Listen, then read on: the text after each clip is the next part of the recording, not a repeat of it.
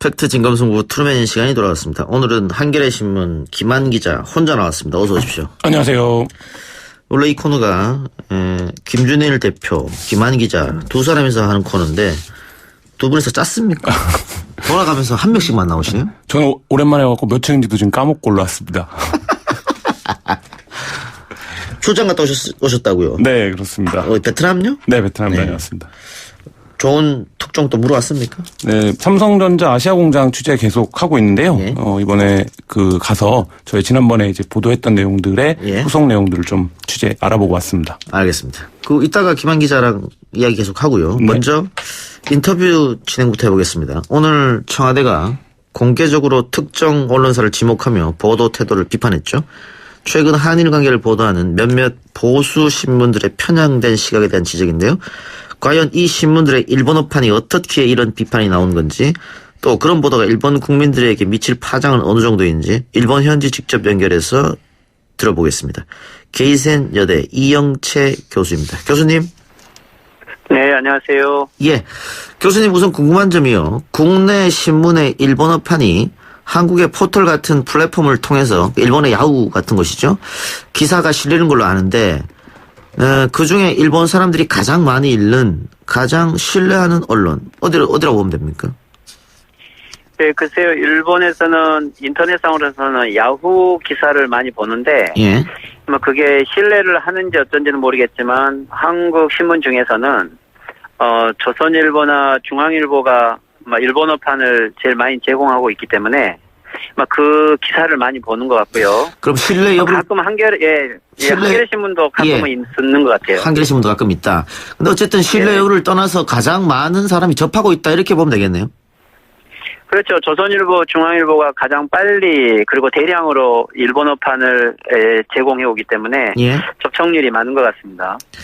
지금 조선일보와 중앙일보의 보도 내용을 보면 대체적으로 문재인 정부에 대한 비판적 시각입니다. 일본인들은 이런 보도를 객관적이고 공정하다, 이렇게 판단하고 있는 걸까요? 그게 객관적이고 공정하다고 느끼고 있는지는 모르겠지만 일본의 그 산케이 신문이나 또는 비주류 인터넷 미디어가 이 한국을 비판하는 것은 일방적이라고 생각될 수도 있기 때문에, 그런데 이제 한국 내에서 문재인 정부를 비판하는 것이기 때문에 꼭 일본의 비판이 일방적이지 아니다. 그리고 객관적인 오히려 비판을 하고 있는 거고, 자, 그러면 일본의 주장이 맞는 거 아니냐라는 이런 근거를 주는 효과가 있는 것 같습니다. 예. 그러니까 한국에서도 주요 매체 중에 하나인 조선일보와 중앙일보도 지금 이렇게 보도를 하고 있기 때문에 아베가 하는 행동이 나쁘지 않다, 이런 여론을 줄 수 있다는 얘기시죠? 그렇죠. 일본 정부가 하는 말이 맞고 또 오히려 한국 내에서 비판을 받고 있기 때문에 문재인 정부가 하고 있는 것이 맞지 않다라고 하는 일본의 일반 시민들의 여론을 형성할 수는 있는 것 같아요. 예. 그리고 또 하나, 지금 이런 뉴스를 NHK 등을 포함한 일본 방송에서 그대로 인용 보도를 하고 있고, 또 특정 언론들은 정부를 비판하는 조선일보 댓글도 번역해서 소개하고 있다, 이런 얘기도 저희가 지금 듣고 있는데 사실입니까?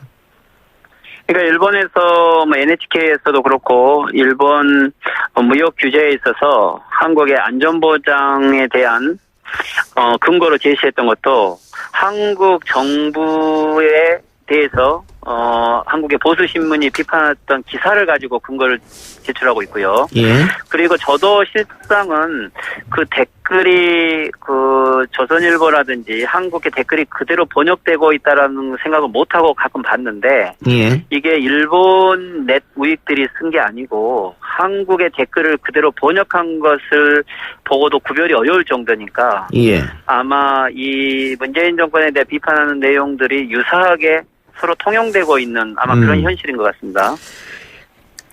지금 청와대가 지적한 기사를 살펴보면요. 조선일보 7월 4일자 국내 한국 기사의 제목은 일본의 한국 투자 1년 새 마이너스 40%, 요즘 한국 기업과 접촉도 꺼려, 이 제목인데, 일본어판 제목은 같은 기사인데 한국은 무슨 낯짝으로 일본의 투자를 기대하나, 이렇게 썼단 말이죠. 마치 일본 정부 입장을 대변하는 것처럼 써버렸는데, 교수님도 혹시 이 기사 읽어보셨습니까? 예, 저도 그 기사를 봤습니다. 한국에서 물론 그런 주장을 할 수 있겠지만 좀 일본 타이틀은 조금 일본을 자극하려고 하는 타이틀로 번역이 되어 있는 것 같아요. 예. 이런 민감한 시기에 이런 보도가 계속해서 나오고 있다. 교수님 어떻게 보세요?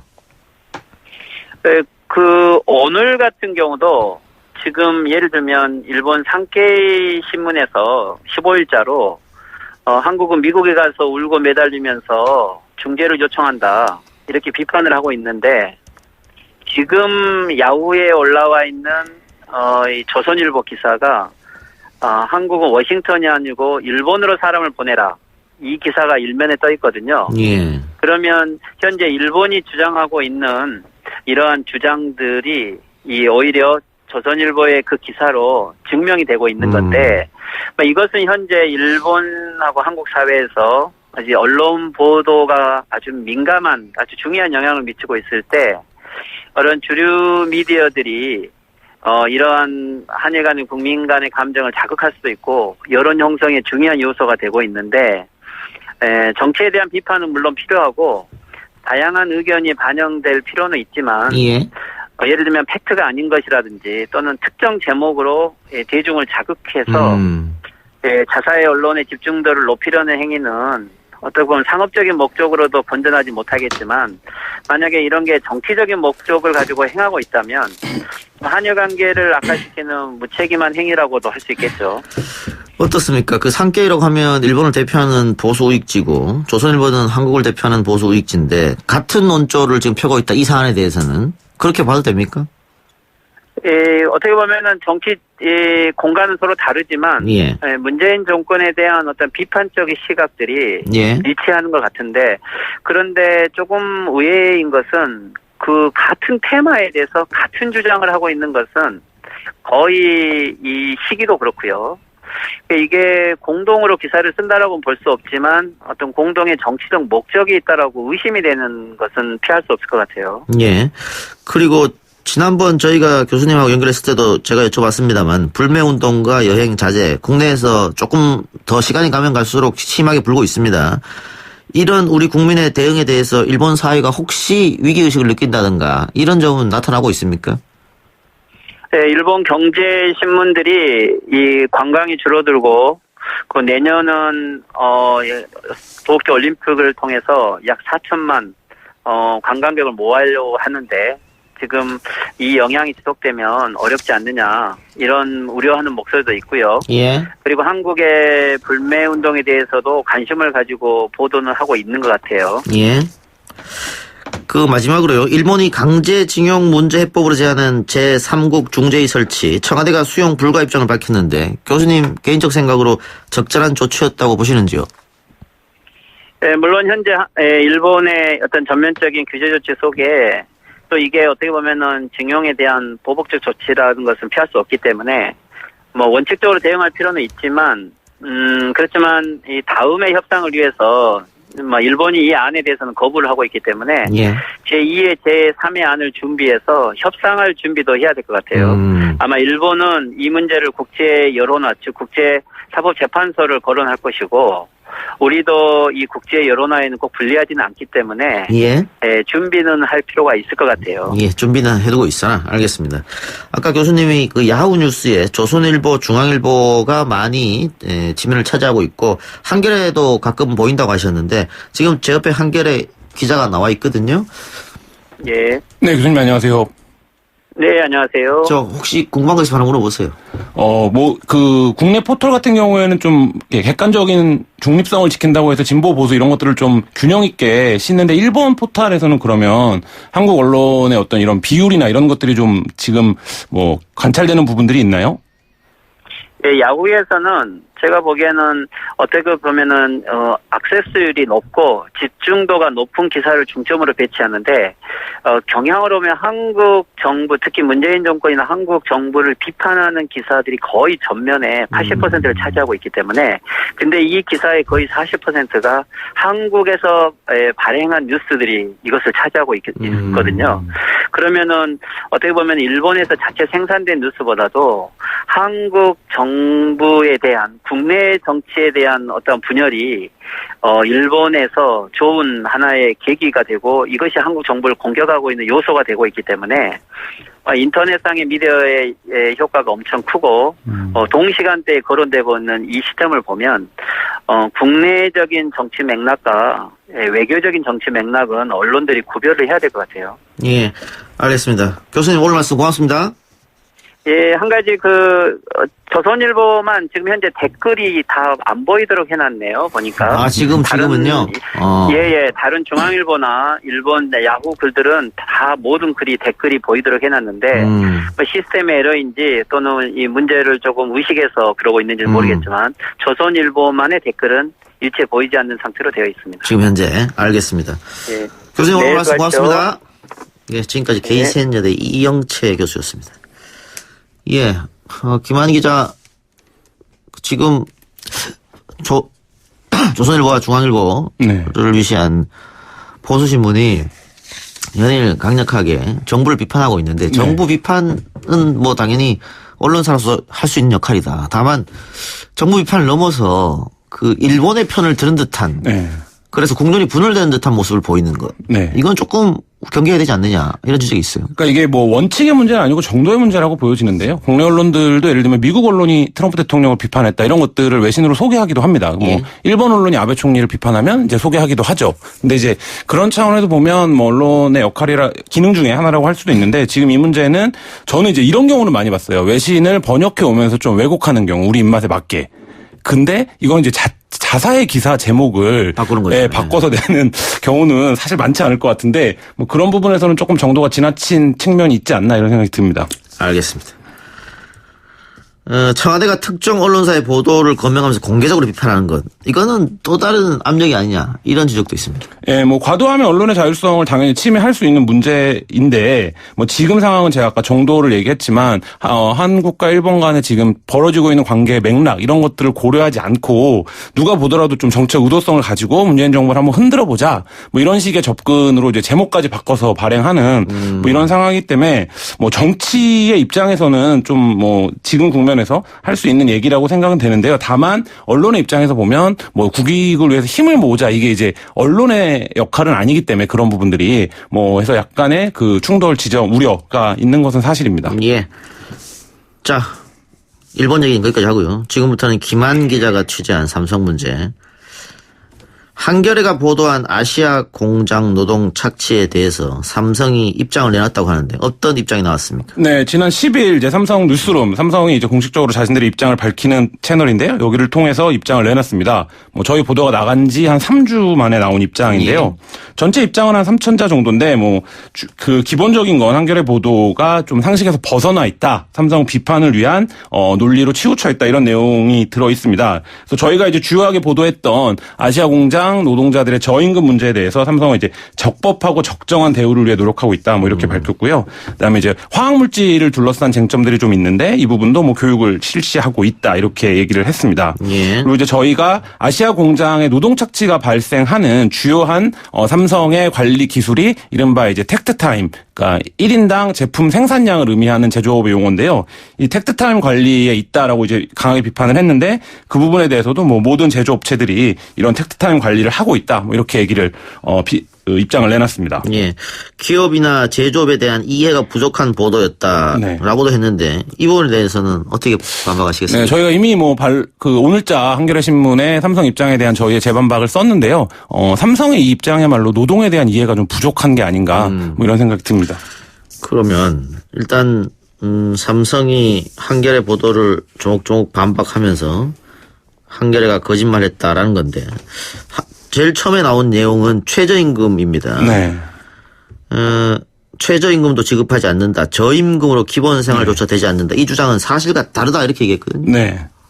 뭐 이 부분과 관련해서는 삼성이 하고 있는 실태들이 있겠지만 저희가 뭐 현장에서 만났던 저희 수십 명의 노동자들을 만났는데 돈이 없어서 저녁을 못 먹는다는 노동자들도 있었습니다. 예. 아시아공장 같은 경우에는 여러 가지 이제 고용 형태들이 있는데 그 중에 우리로 치면 이제 견습공이라고 불리는 노동자들은 정말 그 나라 최저임금의 최악의 경우 한 30% 정도밖에 못 받고 정규직 계약직들과 동일한 일을 하고 있었는데 뭐 이런 부분들에 대해서 삼성이 아니다. 우리 노동자들의 평균 임금을 따지면 최저임금이 넘는다. 예. 이렇게 항변할 게 아니라 실제로 거기에 비어 있는 부분들이 있다라는 점 그리고 저희 보도에도 이미 등장을 했지만 상당 부분 그런 노동자들이 지금 현재도 베트남과 인도 에 고용되어 있다는 점을 좀 직시해야 되지 않을까 이런 생각이 듭니다. 예.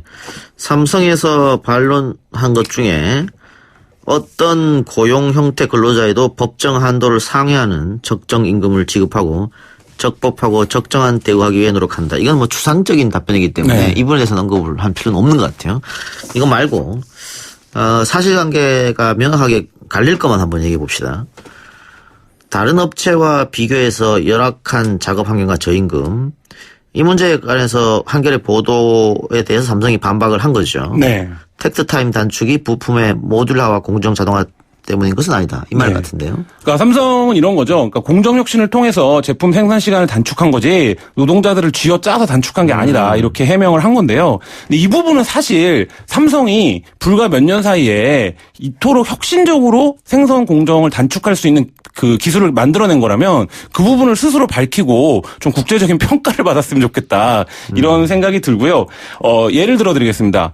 브라질에서 삼성이 제소를 당했습니다. 정부에게. 예. 그 이유가 뭐냐면 전광판 등을 두고 생산량을 압박하면서 노동자들을 착취했다라는 이유로 정부가 제소를 했는데요. 삼성이 이 부분을 합의를 했습니다. 브라질 정부랑. 그래서 벌금을 내고 그런 것들을 이제 하지 않기로 합의를 했는데 아시아 공장에는 여전히 그 생산량 전광판이 있습니다. 그리고 브라질에 비해서 아시아 공장이 평균적으로 절반 정도로 그 텍타임이 줄어들었거든요. 예. 그러니까 같은 시간에 2배의 생산을 한다라는 얘기죠. 근데 이제 그런 부분들을 삼성이 노동자들에 대한 압박, 그다음에 저희 보도에서는 삼성이 아시아에 와서 더 가혹한 얼굴이 됐다라고 이제 표현을 했는데 예. 그런 부분들에 대해서 뭐 공정 혁신이다 이런 이제 뭐 원론적인 얘기가 아니라 좀 문제의 본질이 뭔지를 좀 봐줬으면 좋겠는 생각입니다. 생산량 간판 자체로도 노동자들한테 압박이 될 수 있다. 이 말씀이네요. 그거를 관리자들이 계속 압박을 하고 주어진 생산량을 달성하지 못하면 라인 전체가 퇴근을 못하는 아하. 방식으로 관리를 하기 때문에 예. 그래서 예를 들면 아시아 공장에서는 어떤 일도 있냐면 280개를 할당을 받았는데 하루에 내가 280개를 다 해도 예. 옆에 노동자가 못하면 퇴근을 못하게 되는 거죠. 그러면 결국엔 그 노동자 일을 도와줘서 같이 퇴근해야 되는 거거든요. 근데 이제 이게 우리도 7, 80년대 굉장히 익숙한 방식이에요. 근데 이제 그런 방식들이 직장 내 괴롭힘이다, 노동 착취다 이런 지적들이 이제 글로벌 스탠다드가 되고 있는데 삼성이 여기에 미치지 못하고 있는 건 분명한 사실입니다. 예. 또 하나 베트남에서 사망한 노동자 덤의 부검은 또 사망 은폐 본인들하고 상관이 없다 이런 얘기 같습니다. 네, 그러니까 삼성의 해명은 이런 거죠. 오히려 죽음의 원인을 알기 위해서 부검을 한 거지 죽음을 은폐하려면 왜 부검을 했겠냐 뭐 이런 주장인데요. 삼성의 입장을 그대로 받아들여서 설명을 드리겠습니다. 삼성이 공장에서 노동자가 사망했는데 그 노동자의 사망 원인을 밝히기 위해서 가족들이 반대하는데도 불구하고 부검을 했다. 예. 그래서 사망 원인을 알았다는 거죠. 예. 그러면 그걸 제일 먼저 누구에게 알려줘야 되냐. 가족들에게 알려줘야 예. 되는 거죠. 그러나 이 덤의 가족들은 여전히 자신 그 유가족들은 덤이 왜 죽었는지를 모릅니다. 병원에서도 사망진단서를 달라는 요구에 사망진단서 같은 거 없다. 땀의 죽음은 공장과 상관없는 일이다. 운이 없었던 거다. 이런 대답밖에 듣지 못했거든요. 그렇다라고 하면 삼성의 설명은 앞뒤가 맞지 않는 거죠. 그러니까 죽음의 원인을 알기 위해서 부검을 했는데 예? 정작 그걸 알아야 되는 사람들에게는 왜 알리지 않았는가. 이 부분에 대해서 삼성이 답변을 해야 된다고 봅니다. 근데 부검 결과는 나왔을 거 아닙니까? 네, 부검 결과는 심근염인데 삼성이 그거를 가족들에게 통보해 준 게 아니라 예. 지역 언론과의 인터뷰에서만 밝힌 거거든요. 그러니까 저희 취재진이 만나러 갈 때까지 가족들은 정확하게 사망 원인을 모르고 있었던 상태입니다. 덤 씨의 가족들이 부검을 원치 않았는데 사망 원인을 알아야 된다고 부검을 했고 그런데 결과는 가족하고 공유하지는 않고 언론에 알렸다. 네. 그 이유에 대해서 혹시 물어봤어요? 삼성 그런 부분들에 대해서 구체적으로 답변을 하지 않고 있는데요. 다만 유감스럽고 안타깝다라고만 얘기를 하고 있는데 자기 공장에서 죽은 노동자의 죽음을 둘러싸고 마치 제3자인 것처럼 입장을 내는 것도 좀 유감스러운 태도가 아닌가 싶습니다. 예. 어쨌든 우리가 이 은폐를 하려고 했으면은 부검을 안 했을 것이다. 부검을 했기 때문에 은폐는 아니다. 네. 이런 입장이네요. 네, 삼성 문제에 대응했던 전문가들은 삼성에서 노동자 산재나 죽음이 발생하면 삼성이 항상 그 작업장이나 공장과는 상관없는 문제로 만들기 위한 대응을 해왔거든요. 대표적으로 황유미 씨 같은 경우도 삼성은 근로복지공단에 황유미 씨가 했던 일을 거짓으로 제출하기도 했었습니다. 네. 뭐 그런 것들을 감안하면 이 죽음도 여전히 밝혀져야 될 부분이 많이 있습니다. 한결과 취재 과정에서 시민단체의 협력을 받아서 선입견이 반영됐다. 이 삼성이 이렇게 주장했는데. 네. 전혀 사실이 아니고요. 삼성이 어떤 이제 프레임을 만든 거죠. 그 삼성의 비판적인 시민단체의 도움을 받아서 한겨레가 취재를 진행했을 것이니 예. 이는 분명 어떤 특정한 방향이나 그 결과를 정해놓고 한 거 아니냐. 정해놓고 한 거 아니냐 이렇게 주장을 한 건데요. 예. 근데 저희가 한겨레 라이브를 통해서 저희가 어떤 방식으로 노동자들을 만났고 섭외했는지를 이미 다 영상으로 공개를 했습니다. 그래서 불특정 다수를 대상으로 해서 저희가 모두 현장 취재를 통해서 노동자들을 만났고 그다음에 SNS를 통해서 삼성 공장에 다녔던 사람들과 온라인으로 접촉을 해서 섭외를 해서 진행했다라는 걸 이미 영상으로 다 공개를 한 상태고요. 그리고 또 한 가지 보다 본질적인 문제는 삼성이 왜 이렇게 사회적으로 한 발 못 나가고 있는가를 이 삼성의 해명이 그대로 드러내는데요. 시민단체 협력을 받으면 객관성이 떨어진다라는 거는 그 자체로도 좀 납득하기 어려운 논리인데 삼성이 계속 이런 식으로 우리를 공격하려는 거다. 우리 편이 아닌 사람들의 예. 주장이다. 뭐 이런 식으로 좀 편가르기로 해서 언론의 보도를 뭉개고 있는 게 아닌가 그런 생각도 듭니다. 시민단체의 협력을 만일 받았다고 하더라도 문제가 없는 거 아니냐 이런 네. 말씀 같고요. 그러면은 어쨌든 노동자 인터뷰 섭외는 무작위로 선정이 진행됐다. 네네. 그 부분은 뭐 저희가 영상으로 이미 어떤 방식으로 접촉을 했었는지를 다 공개를 한 상태입니다. 예. 그런데 삼성 측에서는 어쨌든 10명의 전현직 근로자를 심층 인터뷰했다고 했지만 인터뷰 대상 선정에 네. 객관성이 빠진 게 아니냐 네. 이런 이야기를 하는 것 같아요. 그러니까 뭐 삼성 공장에 전 세계적으로 30만 명 넘는 노동자가 있는데 10명 그다음에 저희가 설문조사를 한 130명 정도 했는데요. 이게 이제 대표성이 떨어진다 이렇게 주장을 예. 하는 건데 저희도 그렇게 생각합니다. 그래서 저희 기사에 뭐라고 밝혔냐면 무작위 설문이어서 통계적으로 대표성이 있는 것은 아니지만 아시아 삼성 노동자들이 처한 현실에 대한 이해를 돕기 위해 조사 내용을 소개한다 이렇게 하고 이 그 설문조사 내용 보도를 했거든요. 근데 이제 이 내용을 갖고 대표성 시비를 삼는 것은 그러면 뭐 삼성 노동자 전체를 저희도 전수조사 할 수 있었으면 좋겠습니다. 그래요. 자, 보도가 나간 지 꽤 됐는데 3주 만에 삼성이 공식적으로 입장을 밝힌 이유는 어디에 있다고 보세요? 뭐 여러 가지가 작용을 했다라고 보는데요. 제가 지금 이제 삼성이 그 부인한 내용들을 주로 이제 팩트 체크를 했는데 삼성이 인정한 세 가지 대목이 있습니다. 예. 뭐냐면 초과 근로가 만연해 있다라는 점 인정을 했고요. 협력사들의 노동 환경 안전 점검에 좀 소홀한 점이 있었다. 이 점도 인정을 했습니다. 그리고 시점을 과거로 두긴 했지만 해외 법인에서 임직원들의 노조 활동을 존중하지 않아 왔다는 점은 사과까지 했거든요.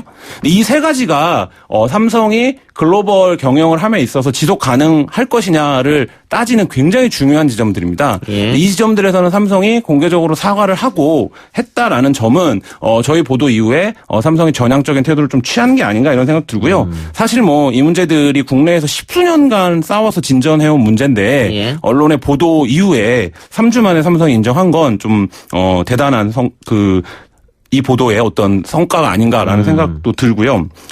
그리고 저희 보도가 나가면서 프랑스 법원이 삼성을 아시아 공장에서 노동자들의 권리를 탄압한 혐의에 대해서 예비 기소를 했는데 예. 이 예비 기소가 프랑스 사법 체계의 독특한 제도인데 수사를 진행하는 와중에 기소를 해버리는 겁니다. 예. 이게 판사에서 이루어지는데요. 그러니까 혐의가 중하고 혐의 입증이 충분히 될 것으로 보이는 상황. 그러니까 예비 기소가 된 사건은 한 85% 정도가 본 기소로 이어집니다. 예, 예. 그러니까 지금 이런 상황이기 때문에 삼성이 여기에 좀 대응을 하고 있는 게 아닌가 이런 생각이 듭니다. 이 보도가 우리나라보다는 오히려 유럽에서 조금 관심을 받고 파장을 미치고 있기 때문에 글로벌 내세운 삼성이 당연히 반응을 할 수 없지 않았겠느냐 이 말씀이죠. 네, 그러니까 삼성의 그 생산과 판매 라인을 보면 아시아에서 물건을 만들어서 유럽과 미국에 갖다 파는 건데 지금 이 유럽에서는 아시아의 개발도상국보다 훨씬 노동의 권리나 노동자 인식이 높은 상황이기 때문에 그 부분에서 삼성이 대응하지 않을 해야 되는 그런 상황입니다. 알겠습니다. 김한 기자 수고하셨습니다. 감사합니다.